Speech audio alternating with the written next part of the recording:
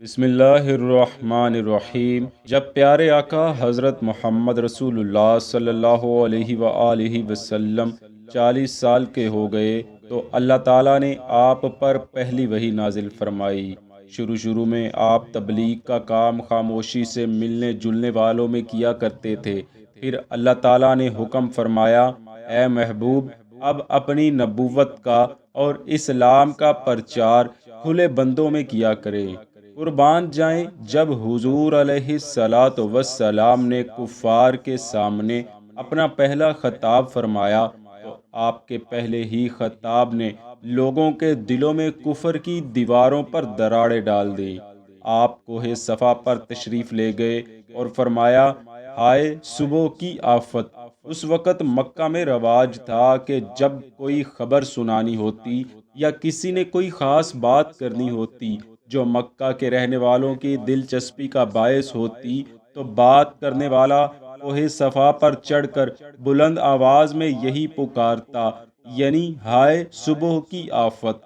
یہ سنتے ہی لوگ کام کاج چھوڑ کر کوہ صفا کے قریب پہنچ جاتے۔ جو خود نہ جا سکتے وہ اپنی جگہ کسی نہ کسی کو بھیج دیتے تاکہ وہ اس خاص خبر سے آگاہ ہو جائیں جس کے لیے بلایا جا رہا ہے۔ صفا کی پہاڑی مکہ کے مرکز میں واقع ہے۔ آپ صلی اللہ علیہ وآلہ وسلم کی آواز ہوا کے دوش پر گھر گھر اور گلی گلی پہنچ گئی۔ لوگ صبح سویرے آواز سنتے ہی صفا کی پہاڑی پر جوک در جوک آنا شروع ہو گئے۔ جب مکہ کی آبادی کی کثیر تعداد وہاں جمع ہو گئی تو آپ نے اہل مکہ کو مخاطب کرتے ہوئے فرمایا، اے اہل مکہ، مجھے تم لوگوں نے کیسا پایا ہے؟ سب نے یک زبان ہو کر کہا، ہم نے آپ کو صادق اور امین پایا ہے۔ آپ نیک اور صالح انسان ہیں، آپ نے کبھی جھوٹ نہیں بولا، آپ سے کسی کو کسی قسم کی کوئی تکلیف نہیں پہنچی۔ آپ سب کے دوست، ہمدرد اور غم گسار ہیں، ہمیں آپ سے کوئی شکایت نہیں۔ حضور نبی کریم صلی اللہ علیہ وآلہ وسلم نے اس پر فرمایا، میں کوئی بھی بات کروں تو تم سب اس پر یقین کر لو گے؟ لوگوں نے کہا، ہاں، ہم ضرور یقین کریں گے کیونکہ آپ نے کبھی جھوٹ نہیں بولا۔ آپ نے فرمایا، اگر میں کہوں اس پہاڑ کے پیچھے سے ایک بھاری لشکر تم پر حملہ کرنے والا ہے تو کیا تم سب یقین کر لو گے اور میری بات کو سچ مان لو گے؟ وہ کہنے لگے، بالکل سچ مانیں گے کیونکہ آپ جھوٹ نہیں بولتے۔ پھر آپ نے فرمایا، اے اہل مکہ، میری بات غور سے سنو، میں تم سب کو ایک سخت عذاب کے آنے سے پہلے خبردار کرنے کے لیے بھیجا گیا ہوں۔ تم سب اپنی جانوں کو اس عذاب سے بچانے کی کوشش کرو۔ اللہ تعالیٰ کے حضور میں تمہارے کسی کام نہ آ سکوں گا۔ بس اس روز میرے رشتہ دار صرف متقی اور پرہیزگار لوگ ہی ہوں گے۔ ایسا نہ ہو کہ لوگوں کے پاس تو نیک عمل ہوں اور تم سب دنیا کا وبال سروں پر اٹھائے ہوئے حاضر ہو جاؤ۔ اس وقت تم مجھے آوازیں دو گے، اے محمد صلی اللہ علیہ وآلہ وسلم، مگر میں مجبور ہوں گا، تمہاری طرف سے منہ پھیر لوں گا۔ میرا اور تمہارا خون کا رشتہ ہے، اس لیے اس دنیا میں تمہارے ساتھ میں صلہ رحمی کروں گا۔ اللہ نے مجھے قریبی لوگوں کو عذاب سے خبردار کرنے کا حکم دیا ہے، اور تم قریش میرے قریب ترین لوگ ہو۔ اگر تم لا الہ الا اللہ کے قائل ہو جاؤ تو میں اللہ تعالیٰ کے ہاں اس کی شہادت دوں گا۔ دوستو، یہ حضور سید عالم صلی اللہ علیہ وآلہ وسلم کا اہل قریش سے پہلا کھلا خطاب تھا۔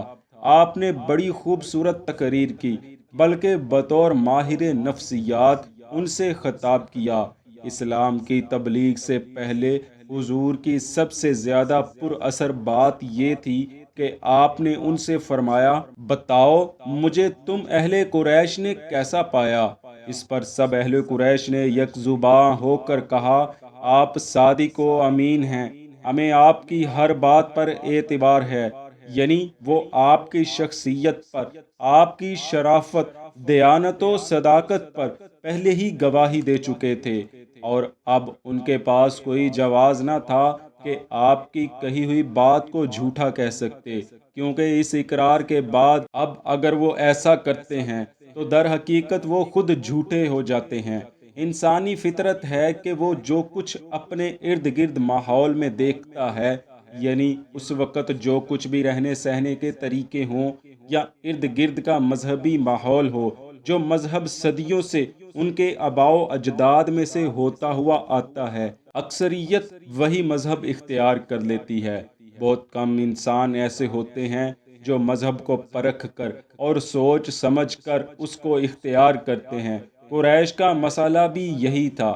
وہ سمجھ گئے تھے کہ حضور نبی کریم صلی اللہ علیہ وآلہ وسلم سچ بولتے ہیں، آپ کی باتوں میں وزن ہے، مگر یہ سب اپنے آباء و اجداد کا مذہب چھوڑنے پر اس وقت تیار نہ ہو پائے۔